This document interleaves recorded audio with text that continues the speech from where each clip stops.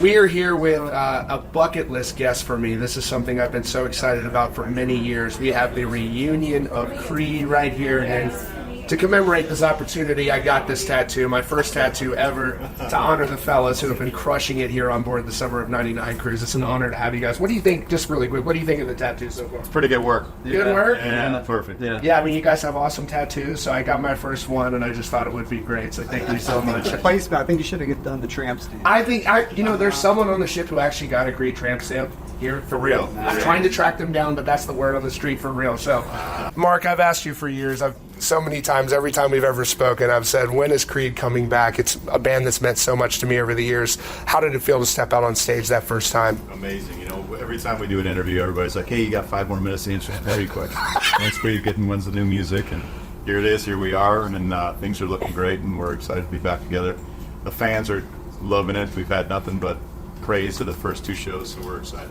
Scott, I saw you perform with your solo band, and we looked at each other, and I said, Creed has got to get back together, because your vocals on stage are incredible. Oh, thank you. Talk about the preparation. You're in amazing shape. Talk about the preparation for you going up on stage. I think it's just years of doing this, but also I made a commitment, to make sure that I would get in the best shape of my life, to make sure I was singing properly, preparing my voice properly, and wanted it to be better than ever. I wanted to compete with that 25-year-old me. So as long as the joints and the rest hold up, all should be good. Yeah. And I'll continue the preparation because, I don't want to let the fans down, man. We're setting the bar high, and we want to deliver every night. And you really are. And not only was it a big deal in rock music for Creed to come back, this is something that's broken through into pop culture. To see you guys getting the love from the sports world on ESPN. I was in the gym a couple weeks ago. This is like months later, and they're still talking about Creed on Sports Center. They're playing it at the baseball opening weekend. What has that been like to go out to this Rangers game and meet the team and get so much love from these athletes in the sports world? It's been amazing, and I think so unexpected. That this was sort of in the works before any of that happened, but just the timing of it. And to watch it sort of blow up into the phenomenon that it did, and not only with the Rangers, but the other teams and other athletes. And it's just a blessing, and I guess a sort of a testament to the quality of the music, I guess, that it's sort of stood the test of time 20 plus years later. It still resonates with people. It's been a huge honor to be a part of that. And correct me if I'm wrong, you guys have 2 diamond certified records. I think we have 1. One diamond. Sure, I think one might have just crossed the threshold. I'm not sure. To add on to the sports thing, I think another thing that makes it so cool for us is we're all huge sports fans. Yes. And so to have our music kind of be a soundtrack for something that we invest our off time into and as entertainment and have a passion about, it's just awesome. And to get to interact with the fans and the players and be a part of the whole atmosphere of those events is just a dream come true. Ever kiss. Cool fun. Dude, I got to get to that. But Scott, when you bring up sports, I want to say they had this free throw shooting competition. And you talk about sports, you come out there and you're casually sinking all these free throws. It's going viral online. He just walks out, warms up for a couple minutes, and you were literally about to win the entire competition. What was that like for you? Well, in hindsight, I should have gone out earlier and warmed up a little bit. I had no idea those guys were out there for like 2.5 hours prior to me getting there. I didn't know it was a shootout with the best guys on the boat. Yeah.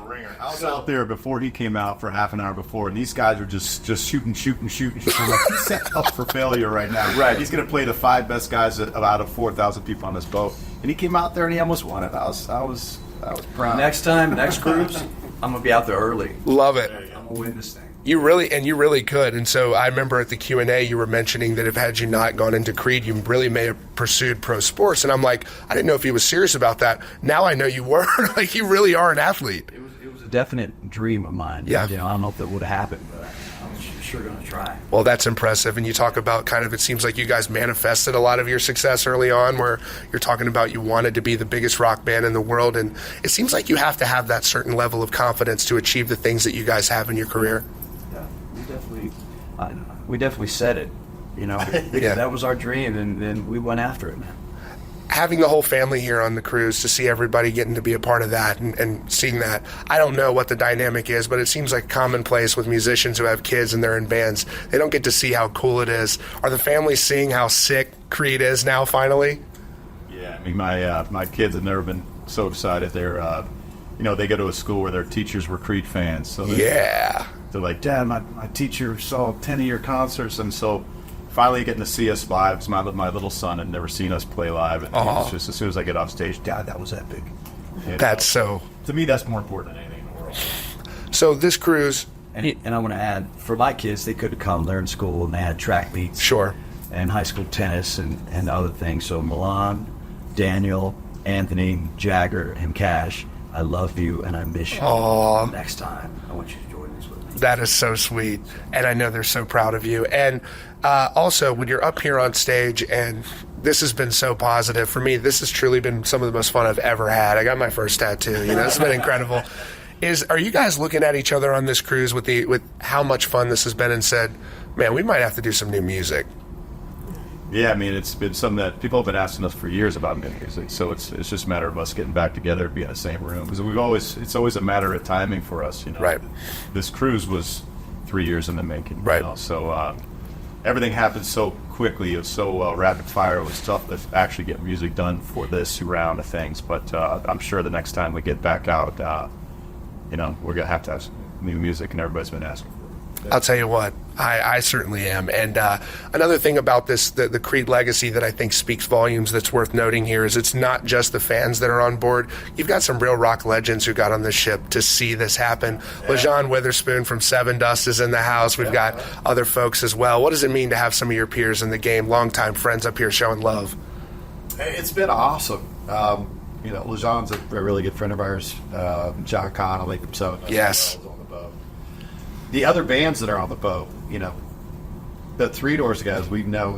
I think one of the first shows they ever played was with us. Yeah. So to watch them, they've had tons of success over the years, but to get to reconnect with them and hang out, the guys from Fuel, the guys from Tonic, Burpipe, all these other bands that have sort of been friends or peers or we've admired each other over the years, to get on the boat, and everybody's just super cool. Everybody have their families out, their wives out, whatever, here to have a good time, a vacation, a working vacation, right? A vacation, and it's been really, really cool.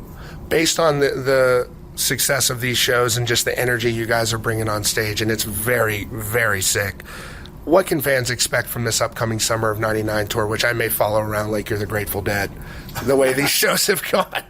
It's going to be the biggest production we've ever had. While we were doing rehearsals, we had a monitor showing us what the light show was going to be, and it's phenomenal. Wow. We've never had anything like it, and that didn't even have the pyrotechnics and video. Yeah, it's going to be the biggest thing we've ever done. And we were talking to our agent as this tour was becoming available, and he's like, "This is bigger than the band has ever been at this point. It's bigger than the peak back in the day." So it's very exciting for us. I posted a clip of you guys singing Higher. It's got like 20,000 likes in like 8 hours or something. It's going bananas for us on social media. The hype from even just numerically, as a fan, I know the hype is real, but it does really seem like you guys are really doing something special. So it's been an honor to be here and witness this, guys. And so I'm looking forward to the Summer of '99 tour as well, and hopefully, selfishly, as a fan, some new music as well at some point in the future. But so much respect for you guys, what you've done over the years. Thanks, man. Thank you.